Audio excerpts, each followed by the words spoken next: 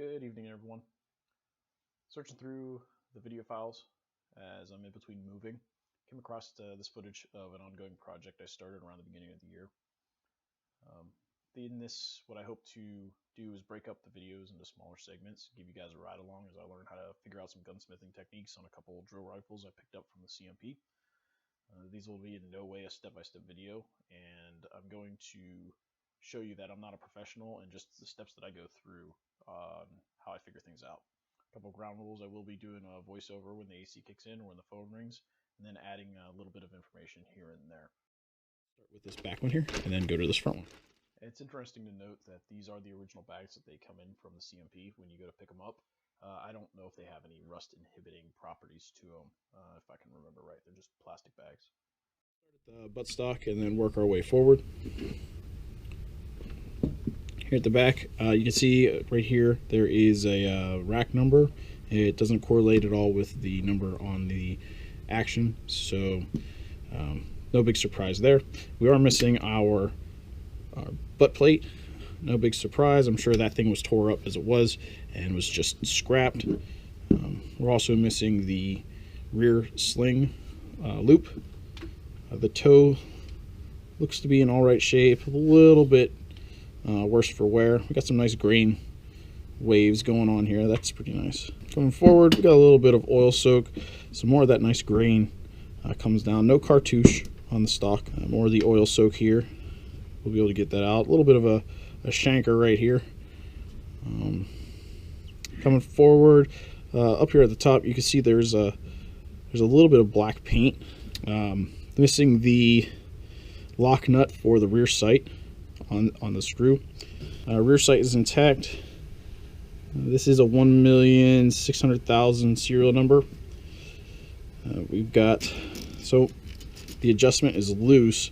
I think I'm missing maybe a washer of some sorts in there, but the rear sight, you see it's moving because that lock washer is not in there. And then if I got a screwdriver out, I could actually, there it goes.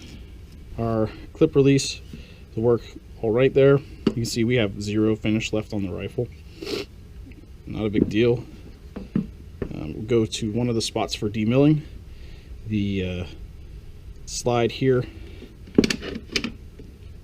blocks it from being able to remove the actual op rod. Our bottom metal, we have the stamped trigger guard.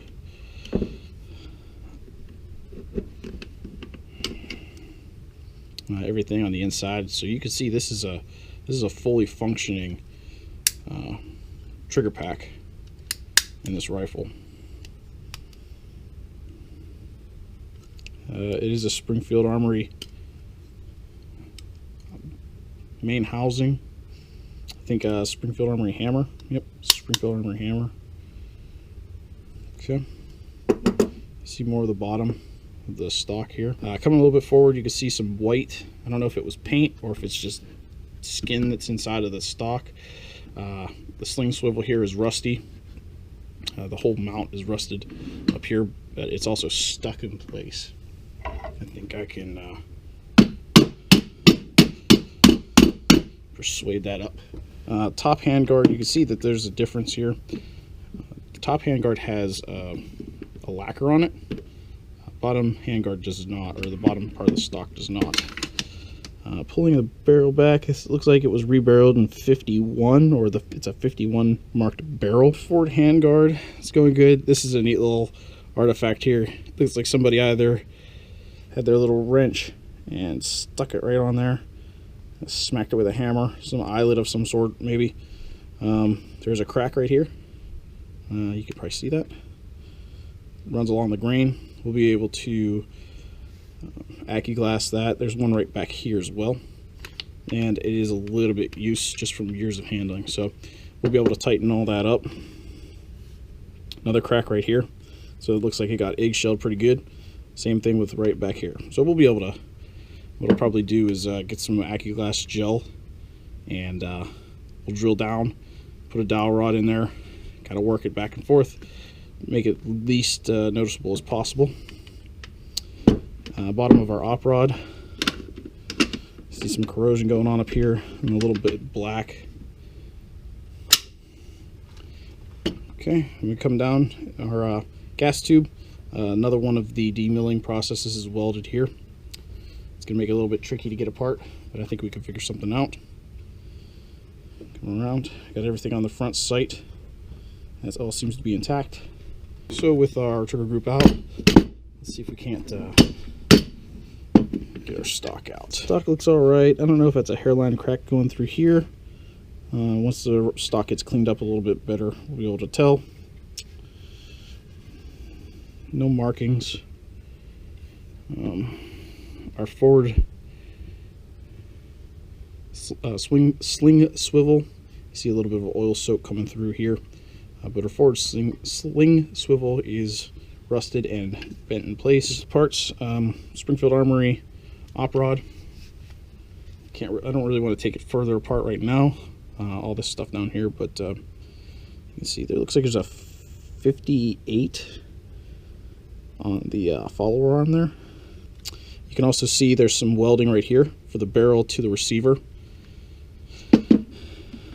We also have, yeah, right there. You can see that the chamber has been filled, and as well as the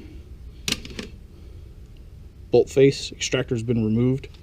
I don't believe there's a firing pin. Nope, no firing pin inside the bolt either. So that was stripped.